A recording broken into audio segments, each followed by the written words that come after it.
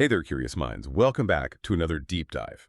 You know how sometimes a legal question can feel, well, really abstract, like it's just for law books. But then you realize it actually touches on the very fabric of our daily lives, our communities, even our personal beliefs. Well, today we're diving headfirst into one of those very questions.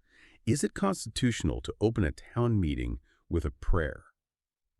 Okay, so let's unpack this a bit. We've got a really fascinating stack of sources for this deep dive. It's mostly centered around a pretty pivotal Supreme Court case, Town of Greece v. Galloway. That was from 2014. We'll be looking at some key excerpts from both the majority opinion written by Justice Anthony Kennedy and also the powerful dissenting opinion from Justice Elena Kagan.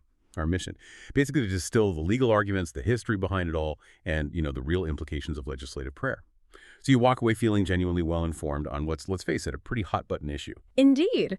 And it's more than just a single legal ruling, isn't it? It's really about understanding this delicate balance, often quite precarious, between, on the one hand, tradition, deeply held traditions, and on the other, religious freedom guaranteed by the Constitution, and also this principle of inclusivity in public life. We'll explore how the Supreme Court wrestled with these really fundamental American ideas, and what that means for how our local governments can, or maybe cannot, incorporate religious expression. Right. So to really get a handle on this modern debate, we actually have to go back, way back to the beginnings. Absolutely. You really do. What's fascinating here, and our sources highlight this, is the significant role religion played in the lives of early European immigrants coming to America. You think about groups like the Pilgrims, the Puritans. They were often seeking freedom from religious persecution elsewhere. So they brought with them this really fervent desire to establish societies based on their own devout beliefs. The idea of establishing a city upon a hill, that wasn't just talk. It was a powerful motivator for many early communities. It shaped how they thought about public life. So religion was baked into the culture from the start, in many ways. It really was. But, and this is the crucial counterpoint, the founders also established a government that, while definitely influenced by various religious views of the time, it notably omits the word God in key places like the First Amendment and Article 6, Section 3 of the Constitution. Now that seems deliberate. It reflects a conscious effort to prevent a federally established religion like they had seen in Europe, while still allowing for religious expression, of course. So you have this built-in tension right from the start. A historically religious society, but a constitutionally secular framework for the federal government. That's key. Exactly. It's not as simple as just saying separation of church and state, because that phrase isn't even in the Constitution, right? It's this ongoing interpretation, this balancing act. And that brings us to the legal tools the courts use. You mentioned the First Amendment, specifically the Establishment Clause and the Free Exercise Clause. That's right. Those are the two main pillars here. The Establishment Clause says the government can't establish a religion. No official church, no favoring one religion over others. And the Free Exercise Clause protects an individual's right to practice their religion freely or not practice at all. But sometimes those two clauses can seem like they're pulling in opposite directions, can't they? They absolutely can.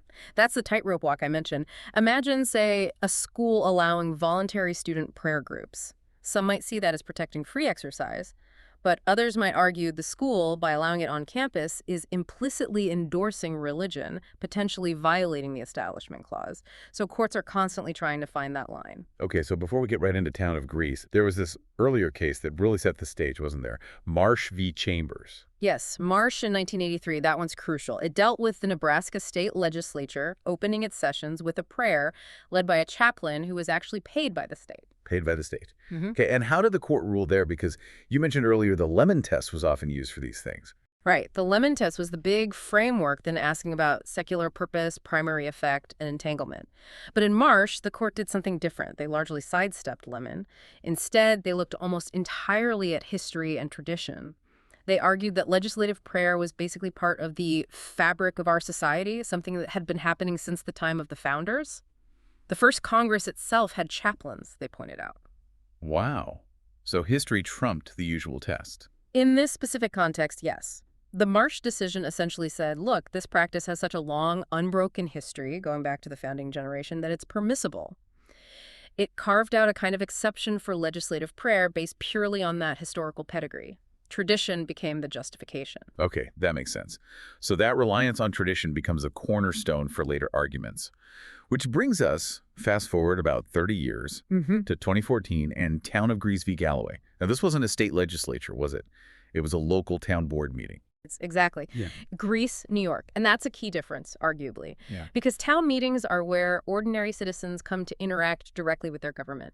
You go there to petition, to complain, to get permits. Yeah, you're face-to-face with the officials. Precisely. And in Greece, they open these meetings with prayers, usually delivered by local clergy invited by the town.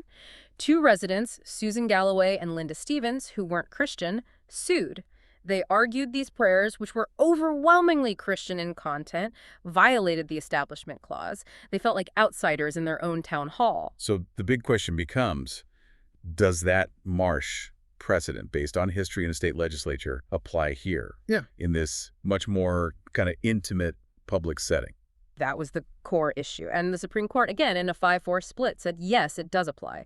Justice Kennedy wrote the majority opinion again. He essentially upheld the town of Greece's prayer practice, doubling down on the historical approach from Marsh. Okay, so what was Kennedy's main line of reasoning? How did he extend Marsh to this local level? Well, he really emphasized that historical tradition again. He argued that these prayers, even locally, are mainly ceremonial. They're meant to lend gravity to the proceedings, to acknowledge a role for the divine that many people believe in, sort of setting a solemn tone for the lawmakers.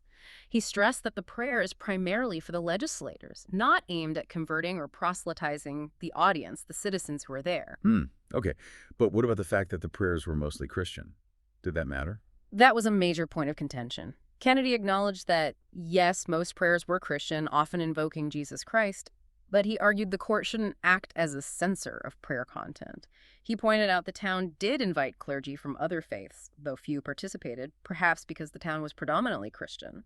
For Kennedy, the absolute key was the absence of coercion. Coercion. What did he mean by that exactly? He meant direct legal coercion, like forcing someone to participate, punishing them for not praying, that kind of thing. He argued that adults attending a meeting could simply choose not to participate. They could leave the room, stay seated silently. Just hearing a prayer you don't agree with, in his view, didn't rise to the level of unconstitutional coercion. Offense or disagreement wasn't enough. Okay, so for the majority, it's tradition, it's ceremonial for the lawmakers, and as long as nobody's forced to join in, it's okay, even if the prayers are consistently from one faith tradition. That's a fair summary of the majority's view. It prioritized that historical practice and took a narrow view of what constitutes coercion in this setting. But it was 5-4. So there was a very strong disagreement. Let's talk about the other side, Justice Kagan's dissent. What was her take? Oh, it was a powerful dissent. Justice Kagan fundamentally disagreed with the majority's framing. She argued that the town of Greece's practice was coercive and discriminatory, even without direct punishment. She stressed that distinction between a state legislature, Marsh, and a local town meeting, Greece. At a town meeting, citizens aren't just observers. They're active participants. They're there to engage with their government directly. Right. You might have to stand up and speak right after the prayer, for example. Exactly. And Kagan highlighted that the prayers were almost entirely Christian, often very sectarian, referencing Jesus Christ specifically. This wasn't just generic ceremonial deism. It was, in her view, a clear governmental endorsement of Christianity. She was deeply concerned about the message this sent to non-Christians or non-believers. That they weren't quite full members of the community. Precisely. That they might feel like outsiders, disrespected, maybe even subtly pressured to conform in a space where they should feel entirely equal as citizens.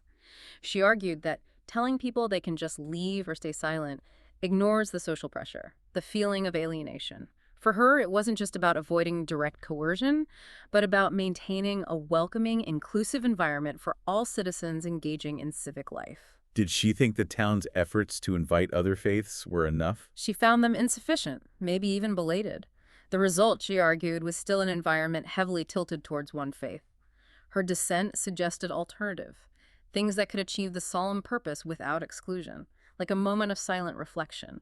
Or, if there were prayers, a policy ensuring they were genuinely inclusive, non-sectarian, respecting everyone present. So for Kagan, the focus was much more on the impact on the citizens present and the need for government neutrality and genuine inclusivity in these participatory settings. It wasn't just about whether prayer can happen, but how it happens. That captures it well. It's a very different perspective on what the Establishment Clause requires in the context of diverse, modern communities interacting with their local government. Okay, so pulling this all together, we've gone from the historical roots through Marsh and now deal into the arguments in town of Greece. What does this all mean for, for you listening? We see this real tension, don't we?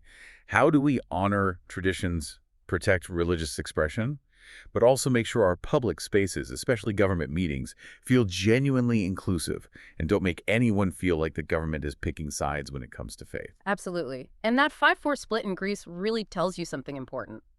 This is not a settled issue, not by a long shot. It reflects fundamental disagreements in America about what religious freedom actually means in a pluralistic society. Is it about carving out space for traditional religious expression in public life, even if it's predominantly from one faith? Or is it about ensuring government neutrality, making sure everyone, regardless of belief or non-belief, feels equally welcome and respected when they engage with the state? So when you see this happen today, you're seeing that debate play out in real time. You really are. It's the negotiation between those different visions. Understanding the arguments on both sides, Kennedy's focus on history and lack of direct coercion, Kagan's focus on inclusivity and the context of citizen participation that's crucial. It helps you understand the complexities underlying these legal decisions and the ongoing civic conversations about religion's role in public life. And that brings us towards the end of this deep dive. We've navigated quite a bit today: the history, the legal clauses, Marsh, and the really divided court in town of Greece. You've seen how tough it is to draw the line between what the court sees as a permissible tradition versus an unconstitutional establishment of religion. So maybe something to think about as you go about your day is this: what does tradition actually mean in a democracy that's constantly becoming more diverse? How do we, or should we, adapt historical practices to ensure genuine inclusivity for everyone, especially in those really direct settings like a local town meeting? That's definitely something worth mulling over. We hope this deep dive gave you plenty to think about and equipped you with a better understanding to explore this complex topic further on your own. Until next time, keep digging.